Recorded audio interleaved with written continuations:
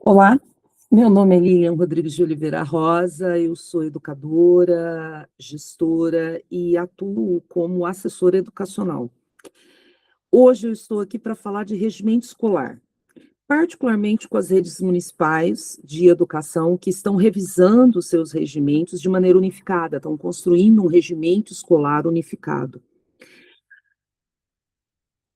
Particularmente, eu quero me dirigir hoje aos profissionais da educação, aos professores, para que a gente possa discutir como cada escola, como cada professor pode contribuir para a construção de um regimento escolar unificado para a rede, mas que garanta a identidade de cada escola, as especificidades de cada escola. Cada etapa tem sua especificidade.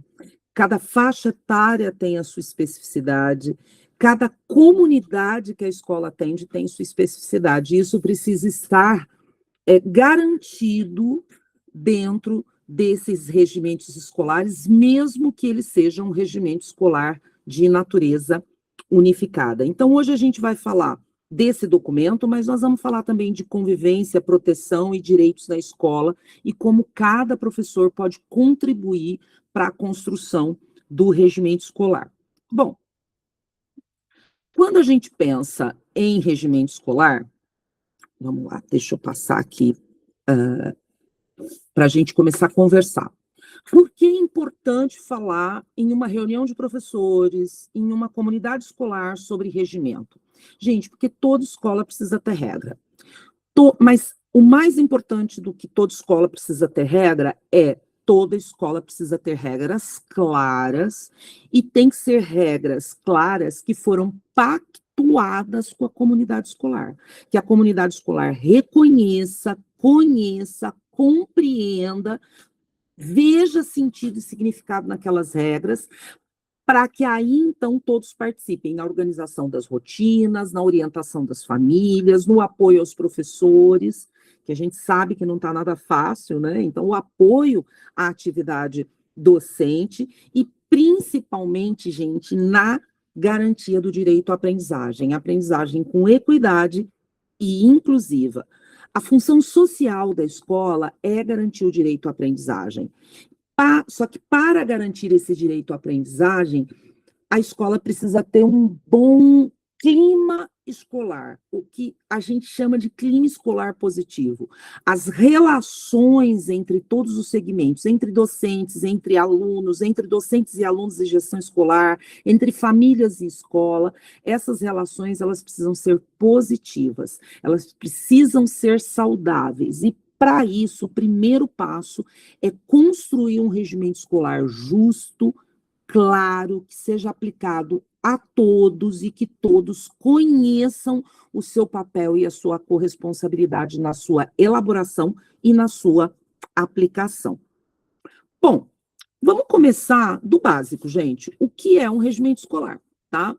O regimento escolar é o segundo documento mais importante dentro da escola. Nós temos o PPP, que é o documento norteador de toda a unidade escolar, e temos o regimento escolar, que é um documento que organiza a vida institucional da escola. Então, é nele, por exemplo, que está horário de funcionamento, a organização das rotinas da escola. Vamos dar um exemplo. Uma escola de tempo integral tem um horário de funcionamento diferente de uma escola de jornada parcial. Uma escola de educação do campo pode ter um horário de funcionamento diferente, uma forma de organizar as rotinas, os intervalos, diferente de uma escola urbana. Então, o regimento escolar, ele precisa definir regras gerais para toda a rede, mas ele também tem que ter as regras específicas para as unidades escolares que têm sua identidade própria. É também no regimento escolar que tem direitos e deveres da família, da escola, dos professores, dos gestores escolares e dos alunos. Mas não basta dizer quais são esses direitos e deveres, é importante que eles sejam construídos coletivamente, desde lá da sala de aula até nas reuniões de pais e reuniões de professores. É também o regimento escolar que define as regras de convivência. Como são as regras de convivência dentro da sala de aula? Como são as regras de convivência no intervalo? O que é permitido, o que não é permitido? Quais são os combinados que são feitos pela comunidade escolar e que precisam ser seguidos. Isso é construído coletivamente e integra esse documento também. Um outro capítulo importante do regimento escolar é a participação da comunidade, a gestão democrática. Como funcionam os conselhos? Como funciona a Associação de Pais e Mestres, ou a Caixa Escolar, ou unidade executora aí do PDDE equivalente no município? Como é a representação dos alunos, a escolha dos representantes líderes de sala? Como é a participação de bebês, crianças bem pequenas e crianças pequenas? Porque sim, elas também podem participar. É por meio de conselho mirim, é por meio de escuta ali de bebês, mediada pelo professor. Essas regras de participação e de fomento à gestão democrática precisam estar presentes. Quais são os espaços de escuta das famílias, as formas de escuta dos docentes pelos gestores escolares? É importante que esses espaços e essas instâncias de participação estejam previstas também no regimento escolar. Um outro ponto importante é que esse documento, ele trabalha as leis de proteção aos estudantes. Gente, um regimento escolar, ele nunca pode se sobrepor à legislação municipal, à legislação estadual e à legislação federal. LDB, Constituição, que é a maior zona de todas, né, a mãe de todas, né, e as demais legislações nacionais. Ele não pode sobrepor, por exemplo, ao ECA, tá? O ECA é soberano, prioridade absoluta dos alunos e trabalhar sempre pelo melhor interesse das crianças e adolescentes. Nenhum regimento pode se sobrepor a isso. Por isso, gente, eu já insisto muito em todas as palestras, formações e orientações de assessoria que eu dou para redes municipais. Um regimento escolar em 2026 deve abandonar a palavra punição. Quem pune não é o sistema educacional, é outro sistema, gente. O sistema educacional educa. E se ele educa, como ele educa um aluno que é protegido pelo ECA sem punir? Ele educa por meio de práticas restaurativas. As práticas restaurativas são aquelas que prevêem, sim, se em caso de transgressão às regras ou de infração, o que o professor deve fazer e como o aluno que foi responsável por aquela transgressão vai restaurar a partir de um processo educativo aquele fato, aquela questão que aconteceu, tá? Num outro momento, numa outra formação, a gente pode falar mais especificamente dessas práticas restaurativas, mas eu já deixo aqui indicado para vocês. O governo federal publicou recentemente um material muito legal sobre clima escolar positivo, que eu sugiro que vocês leiam, e um material sobre práticas restaurativas na escola.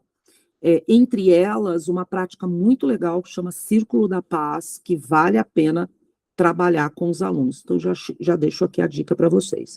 Um outro ponto é o uso de tecnologias. Recentemente foi publicada a lei do celular, do uso do celular, e a BNCC da computação. Então, como é que a gente vai conciliar, por exemplo, numa educação infantil, que é recomendado 0 telas, né, ou o mínimo possível de telas, mas tem a BNCC da computação. Então, como é que a gente vai fazer o trabalho desplugado com a educação infantil?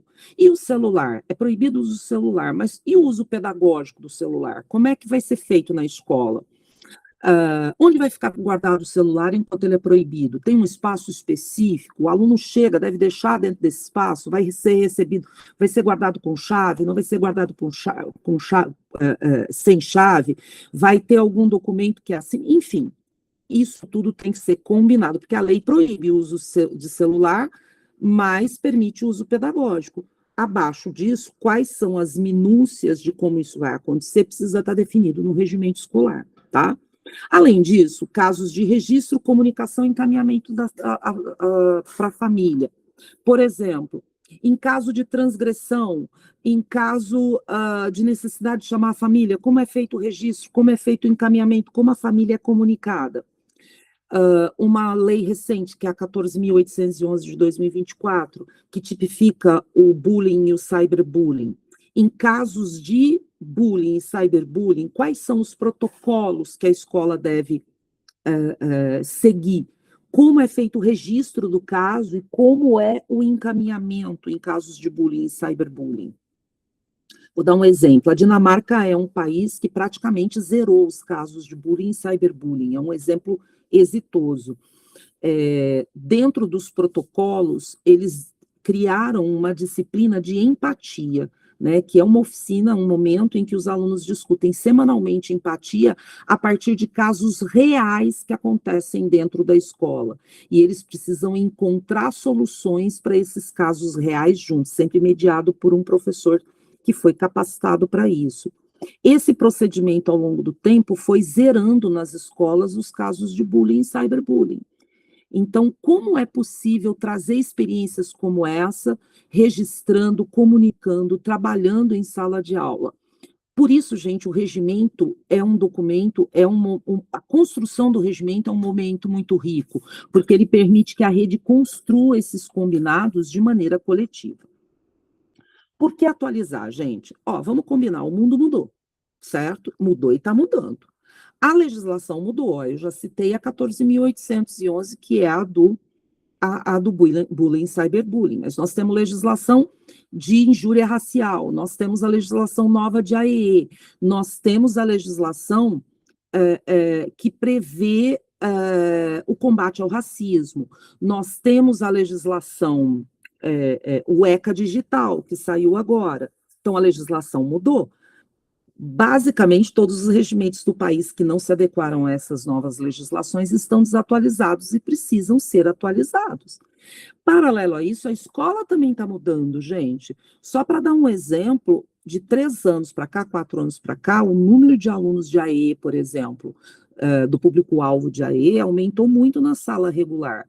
E as escolas não estão se sentindo preparadas em como lidar com isso, porque não tem protocolos, não tem regras. Então, diante desse novo cenário, o regimento precisa mudar para amparar o professor, amparar a família, amparar o estudante, amparar o gestor, né? O prioritário que o regimento precisa abordar e que houve mudança? A questão do bullying, do cyberbullying e da prevenção a todas as formas de violência dentro da escola, a abordagem da perspectiva feminina dentro da escola, o uso do celular e as tecnologias, a questão do ECA digital, como que a escola vai orientar os professores e gestores sobre o uso de imagem, voz e dados das crianças e famílias, tanto no ato da matrícula, gente, lá na ficha de matrícula, como para autorização para eventos. Não dá mais para não pode ficar publicando foto, vídeo de aluno sem autorização da família. Isso precisa estar respaldado num termo de autorização com sentido esclarecido. A inclusão, a acessibilidade e o AEE. Quais são as regras e quais são os fluxos que os professores e os gestores precisam seguir no caso do atendimento do público-alvo de AEE. A participação da família. Como ocorre a participação da família? A família está representada no conselho escolar? Quantas vezes por ano tem reuniões com as famílias? Em que situações que as famílias são chamadas para dialogar com os alunos? Tem espaços de escuta da família? Um outro ponto importante ainda, a transparência nessa participação da família. O PPP está publicado, gente, no site da prefeitura, está disponível. Qualquer família que queira ver o PPP, o calendário escolar e o regimento escolar, ele está disponível. Tá? O monitoramento da frequência dos alunos está disponível de maneira quando o pai solicita. Então, tudo isso, gente, é participação e precisa estar previsto no regimento escolar. Recomposição das aprendizagens. Pessoal, lembra, direito à aprendizagem é a função social da escola. Só que a gente sabe que nem todo mundo está aprendendo. Então, quem são os alunos que não estão aprendendo na idade certa e quais são as recomendações dentro do regimento para tomada de providência para essa recomposição? E, finalmente, eu queria dar um destaque especial para a cultura de paz. Tem muita gente que esquece que a cultura de paz ela está lá na LDB, na Lei de Diretrizes e Bases da Educação Brasileira. A cultura de paz precisa virar tema transversal discutido em todos os componentes curriculares e nos campos de experiência da educação infantil, e nos componentes curriculares do ensino fundamental. Isso precisa estar no regimento. A discussão da cultura de paz. Gente, diante do crescimento da violência e dos problemas de convivência escolar, nós não podemos mais desconsiderar a cultura de paz como um elemento fundamental a ser debatido dentro das escolas. Qual a relação, gente, do regimento escolar com o PPP? A sua escola já tem o projeto político-pedagógico, certo? Que é o documento norteador de toda a unidade escolar. O regimento escolar precisa estar alinhado ao PPP.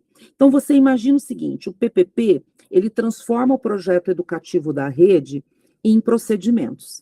Procedimento e planejamento. O PPP é o grande planejamento da escola, tá?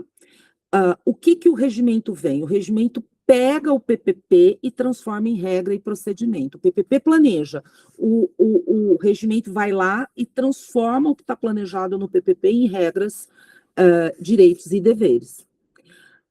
Ele garante que todo esse planejamento político e pedagógico que está lá presente no PPP, ele esteja assegurado por regras de convivência, combinados, responsabilidades, na verdade, corresponsabilidades, né? Formas de mediação, de conflito, para que a aprendizagem que está prevista no PPP aconteça.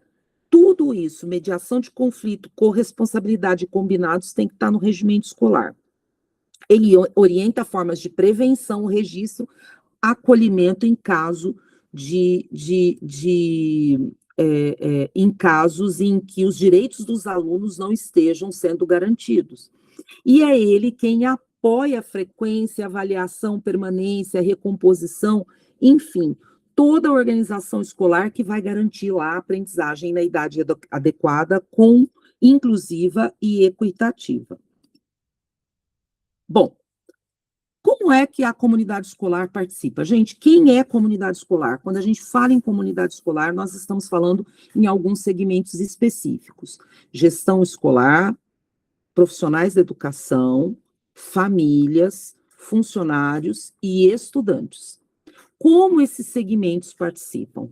Estudantes e família precisam ser convidados a discutir as regras da escola, precisam ser ouvidos e pensar coletivamente. Aí eu sugiro que cada escola faça do seu jeito essa escuta e esse debate com famílias e estudantes para discutir o que precisa mudar no regimento, quais são as regras de convivência que precisam ser adaptadas ou precisam ser melhoradas.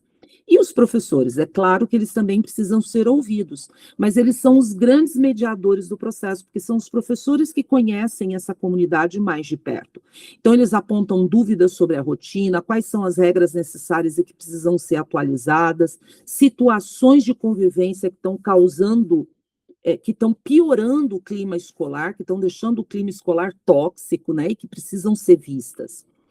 E, por fim, o conselho escolar, gente, ele estuda, ele debate, ele acompanha e ele aprova. O conselho escolar precisa aprovar essas regras de convivência, porque, afinal, esses 5 segmentos, eles estão representados no conselho escolar. Então, ele é a grande representatividade da comunidade. Então, reunir o conselho para discutir o regimento, mas também para aprová-lo no final, a parte específica da escola. E aí, no final, o regimento escolar unificado passa também pelo Conselho Municipal de Educação. Bom, o que cada escola pode fazer quando uma rede está construindo o seu regimento unificado? Pensa o seguinte, a rede vai organizar, e aí a tua rede já deve estar fazendo isso, porque todas as redes precisam olhar para os seus regimentos, a rede ela constrói um grupo de trabalho, ou uma comissão, que vai discutir quais são os pontos comuns do regimento escolar unificado de toda a rede. Mas cada escola precisa olhar para a sua própria realidade, porque ela oferece etapas diferentes, organização de turnos diferentes, e por vezes tem mudanças ou diferenças em turnos de entrada, saída, o intervalo muda, por exemplo, o tempo integral, ele tem horários de saída, de entrada e de intervalos diferentes, como é a a hora do almoço, as regras para a hora do almoço. Então, a escola de tempo integral tem o almoço, a de jornada parcial não. E ainda, dependendo da comunidade onde a escola está inserida, tem desafios de convivência diferentes também. Então, os principais desafios precisam estar também previstos nessas regras de convivência específicas de cada escola. Bom, agora, me dirigindo diretamente a você, professor, o que cada professor pode fazer? Como cada professor pode contribuir para a construção democrática do regimento da sua rede? Eu começo dizendo o seguinte para vocês. Cada professor precisa conhecer o regimento atual. Vamos começar pelo regimento atual. Peça aí para o seu gestor escolar o regimento atual da escola, leia com atenção esse regimento escolar e defina aquilo que está de difícil compreensão, aquilo que não está de acordo com o ECA, que não está de acordo com a LDB, que não está de acordo com a legislação atual, tá? Aquilo que, as lacunas, aquilo que falta dentro do regimento para que o clima escolar seja positivo. Identifica principalmente aquilo que gera mais dúvida dentro do regimento escolar. Vocês podem fazer essa discussão coletiva aí nos horários coletivos de vocês, né? As horas coletivas de trabalho de vocês. É um momento rico, definam aí 3, 4 horas coletivas de trabalho ao longo dos meses para discutir esse regimento atual. Vejam se está lá já constando a legislação de bullying e cyberbullying, de inclusão, de celular, a questão da frequência, por exemplo, a frequência nas atividades do tempo integral, né? A gente tem visto escolas que têm dificuldade de manter a frequência à tarde nas atividades do tempo integral. Como é que isso está definido aí no regimento escolar, né? Levanta as contribuições do conselho escolar, da equipe gestora, dos colegas. E, por fim, gente, o professor é o grande mediador em sala de aula. O que eu sugiro? Que cada professor discuta com os seus alunos, trabalhe em sala de aula com os seus alunos, direitos e deveres do estudante, o que é o regimento escolar e qual é a sua importância. Faça uma discussão de situações reais de convivência. Numa outra fala, eu dei um exemplo da Dinamarca e eu queria reforçar que a Dinamarca é um país, gente, que reduziu muitos casos de bullying e cyberbullying. Fazendo o quê? Implantando aulas de empatia. Dentro dessas aulas de empatia, eles discutem casos reais que acontecem dentro da escola e, mediado pelo professor, os alunos precisam encontrar soluções reais para isso juntos, transformando em regras de convivência. Com essa ação lá, eles melhoraram muito o clima das escolas dinamarquesas. Esse é um exemplo, mas tem N outras formas que a gente pode trabalhar. Trabalhar temas como bullying, cyberbullying, uso de celular. Gente, não dá para a gente ignorar o bullying em sala de aula. Se a gente sabe que acontece, nós precisamos intervir. Tem lei para isso. E se a escola é omissa, ela pode responder a isso. Então, se tem caso de bullying e cyberbullying, qual é o procedimento? Discuta como isso vai para dentro da escola. E aí vai uma dica, aí na tua rede tem uma equipe multidisciplinar, formada por psicólogo de educação, assistente social e psicopedagogo. Essa equipe multidisciplinar precisa, orientada pela Secretaria Municipal de Educação, construir protocolos de prevenção ao bullying e cyberbullying. O governo federal já publicou material específico sobre isso, chamado Escola que Protege, tanto para protocolos de prevenção à violência, como de prevenção ao bullying e o cyberbullying. E esses protocolos, é só pegar esses protocolos, discutir esses protocolos e adaptar às realidades das escolas. Isso está acontecendo aí, e tenho certeza que está acontecendo já e está acontecendo bem essa discussão, mas é importante que os professores participem desse debate. Então, procura a equipe multidisciplinar da sua escola e discuta com eles como vocês podem contribuir para a construção de protocolos de prevenção ao bullying, ao cyberbullying, prevenção ao racismo, gente. Não pode fechar os olhos em caso de racismo e todas as formas de violência. E, por fim, gente, eu faço uma recomendação bem forte, porque o que a gente tem visto de experiência é que funciona muito. Faça rodas de conversa e espaços de diálogo com os alunos, para discutir o regimento escolar e como os alunos se sentem em relação a isso. Tem uma pesquisa que diz que uma das questões que mais aumentam a insatisfação do aluno com a escola é a sensação de injustiça, deles não compreenderem com clareza as regras ou deles se sentirem injustiçados por essas regras. Como é que a gente resolve isso? Obviamente construindo regras claras, justas, mas principalmente construindo essas regras com os alunos em espaços de diálogo e que depois essas regras sejam trabalhadas também em sala de aula. Então, gente, é uma fala rápida e eu queria finalizar essa fala dizendo o seguinte: o regimento escolar, ele é compromisso de todos. Tem uma grande amiga minha, professora doutora Marlene Trivelato, que é psicóloga da educação, ela sempre diz o seguinte: não é responsabilidade só minha, mas é também minha responsabilidade. Ou seja, nós, quando a questão é proteção ao aluno e melhoria das condições e valorização do docente, todo docente tem o direito de ter um clima escolar positivo para trabalhar. Todo aluno precisa, ele tem o direito de ter um clima escolar positivo para aprender. Todo gestor tem o direito de ter um clima escolar positivo para gerenciar, para comandar, para liderar a escola. Isso é um direito, gente. Só que a gente constrói um clima escolar positivo juntos. E isso começa com o estabelecimento de regras claras, principalmente regras que fazem sentido. Fazem sentido porque elas são conhecidas por todas, elas foram construídas coletivamente, elas são compreendidas e, antes de tudo, elas são vividas pela comunidade escolar. É isso, gente. Eu espero que vocês, que eu tenha contribuído aí com vocês, e eu deixo aqui o meu abraço e a certeza que será construído um regimento escolar em seu município justo, equitativo e inclusivo. Um grande abraço.